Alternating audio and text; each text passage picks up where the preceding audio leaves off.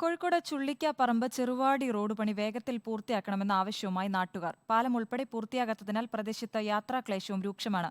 എന്നാൽ മഴ കനത്തതാണ് തടസ്സമെന്നാണ് കരാറുകാരുടെ വാദം. സ്കൂൾ തുറക്കാൻ ദിവസങ്ങൾ ബാക്കി. പാലം പ്രവൃത്തി പാതി വഴിയിൽ. ബദൽ റോഡും സാധ്യമായില്ല.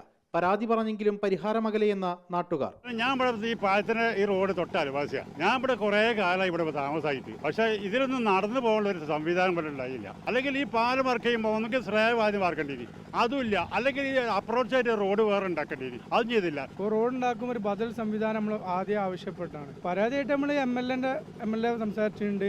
അതുപോലെ ഇവിടെ പഞ്ചായത്ത് ഭരണസമിതിയായിട്ട് സംസാരിച്ചിട്ടുണ്ട്. ആരും ഒരു റെസ്പോൺസ് ഇല്ല.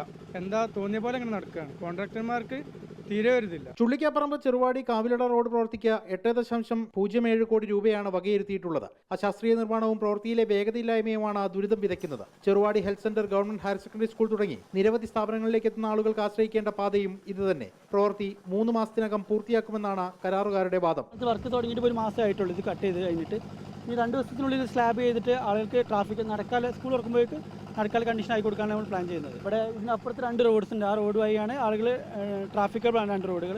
ഇതിപ്പോൾ ഇവിടെ നടക്കാൻ ഇവിടെ ഈ കടയിലോട്ട് പോകുന്ന ആളുകൾക്ക് വേണ്ടി മാത്രമുള്ള റോഡാണിത്.